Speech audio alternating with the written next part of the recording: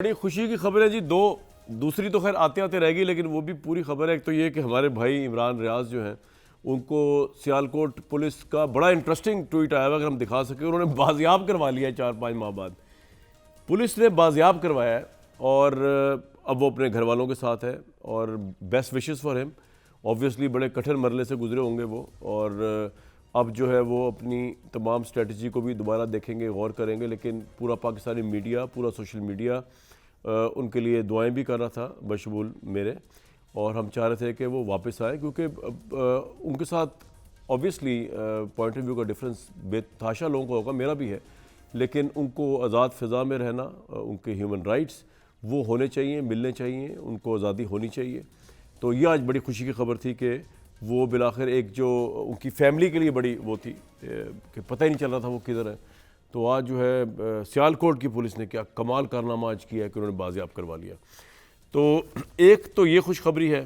पाकिस्तान तहरीक इंसाफ के लिए एक दूसरी खुशखबरी बहुत अहम है, वो ये कि इमरान खान साहब को कहा गया है कि अब अच्छी क्लास देने के लिए अडयाला जेल मुंतकिल कर दिया जाए। ऑर्डर जारी कर दिया इस्लामाबाद हाई कोर्ट ने कि अटक जेल में वो सहूलियात ऑब्वियसली नहीं है जो इमरान साहब के शाया न शाया हों। और उनके लॉयर ने आज ये कहा था कि इमरान साहब को जिम में एक्सरसाइज करने के लिए मशीनें वगैरह और ये फैसिलिटी चाहिए, जिसके ऊपर इस्लामाबाद हाई कोर्ट के चीफ जस्टिस ने कहा, बल्कि मेरे सामने मौजूद ही है। उन्होंने कहा कि चेयरमैन पीटीआई अभी तक अटक जेल में क्यों रखे गए हैं, अडयाला जेल क्यों नहीं गए। कोई डिसीजन में भी ये लिखा हुआ था। और चेयरमैन पीटीआई की सज़ा का स्टेटस तब्दील हो चुका है। कानून के मुताबिक इस्लामाबाद के अंडर ट्रायल कैदी को अडयाला जेल में ही होना चाहिए। उन्होंने ये भी कहा कि ओरिजिनल ऑर्डर तोशा खाना में अडयाला जेल रखने का था। जब साइफर केस में चेयरमैन पीटीआई की गिरफ्तारी हुई तो अदालती ऑर्डर अटक जेल का था। ये एडिशनल अटॉर्नी जनरल ने जवाब दिया।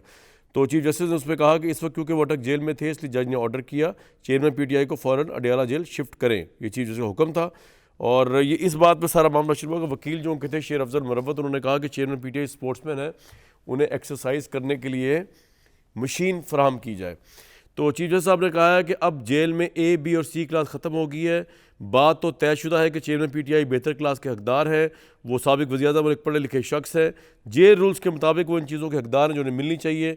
ऐसा नहीं होना चाहिए कि चेयरमैन पीटीआई की कोई हक तलफी हो। कोशिश होगी कि अडयाला जेल मुंतकिल का आज हो करना हो, खैर अभी तक हुआ नहीं, तो ये मामला चल रहा है। लेकिन दूसरी तरफ उफ़क़ पे, सियासी उफ़क़ पे नवाज़ शरीफ साहब भरपूर तरीके से वापसी के लिए पर तोल रहे हैं। और मामला ये चल रहा है कि वो जब आएंगे तो वो कहेंगे क्या आवाम को। उनके भाई जो है ऑब्वियसली जो इस्टेब्लिशमेंट को कहते हैं, उनकी इस्टेब्लिशमेंट की आंखों के तारा हैं, उन्होंने तो आज क्लियर कर दिया है कि PMLN में भी एटलीस्ट 2 ग्रुप तो हैं कि किस तरह लीड किया जाए इलेक्शन कैंपेन को, क्या सियासी नज़रिया दिया जाए, किस तरह आगे बढ़ाया जाए अपनी पार्टी की पॉलिटिक्स को। उसमें एक तो नवाज़ शरीफ साहब का है, वो जो खुलेआम कह रहे हैं, दो टोक फैसला है नवाज़ शरीफ साहब का, हमारे सामने है। जो अभी रिसेंट मुलाकातें हुई नवाज़ शरीफ साहब की शहबाज शरीफ साहब वगैरह के साथ, तो उन्होंने कहा पार्टी कड़े एहतसाब का जारिहाना बयानिया लेकर ही इंतखाबी मैदान में उतरेगी। ये नवाज़ शरीफ साहब ने क्लियर कर दिया है। मुल्क से खिलवाड़ करने वालों का एहतसाब के बगैर पाकिस्तान को आगे नहीं लिया जा सकता। सिर्फ मेरी ज़ात की बात, ये वही बातें थी उन्होंने मुशर्रफ साहब के हवाले से भी कही थी।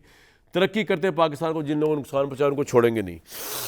किस तरह नहीं छोड़ेंगे, ये बड़ा इंपॉर्टेंट है। और उन्होंने ये भी कहा कि जब तक इस सादे में शामिल तमाम किरदारों को कैफे, उसमें जनरल बाजवा, फैज़ अमीर, साकिब निसार, जस्टिस खोसा, अजमत सईद, याजुल हसन, इन सब के नाम नवाज़ शरीफ साहब ले चुके हैं कई दफ़ा।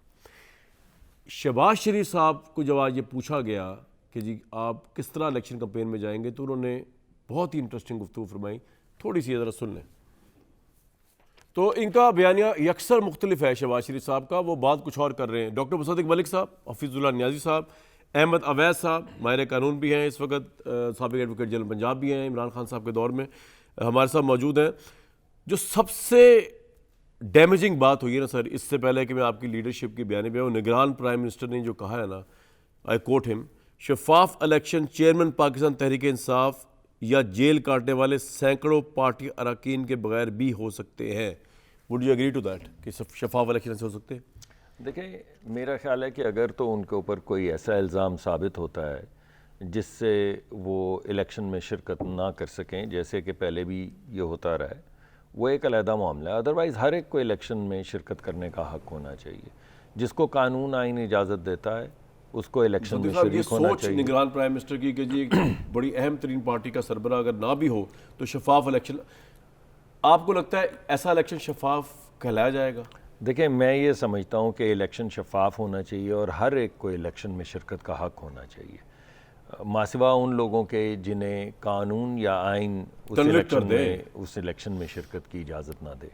कुछ चीज़ें ऐसी हुई हैं जिनका मैं बारहा जिक्र करता रहता हूँ, आप दोबारा अगर मुझे उकसाएंगे तो मैं दोबारा इस पे हम आ जाएंगे। 9 मई लेकिन पे इन प्रिंसिपल आप ये समझते हैं कि इमरान खान का होना ज़रूरी है? आप कहते हैं नहीं, कानून कोई ऐसा शख्स नहीं है जो जिसका होना ना होना कहीं लिखा मुकर्रर आइन में है या कानून में है। एक पार्टी के वो सरबराह हैं, अगर वो आइनी तौर पे कानूनी तौर पे अगर ये 12 मई की जो तमाम चीज़ें जो कुछ हुआ है उसमें वो कन्विक्ट नहीं होते, या जो केस है या तो शाखाना वाला केस है, अगर इन तमाम केसेस के अंदर वो कन्विक्ट नहीं होते तो वो बिल्कुल ज़रूर इलेक्शन लड़ें। लेकिन अगर अदालत उनको ये कहती है और अदालत के फ़ैसले में ये चीज़ें साबित हो जाती हैं कि उन्होंने कुछ ऐसी चीज़ की है जिसके बाद वो कन्विक्टेड हैं और इलेक्शन में शिरकत नहीं कर सकते, तो फिर वो नहीं कर पाएंगे। बिल्कुल ठीक।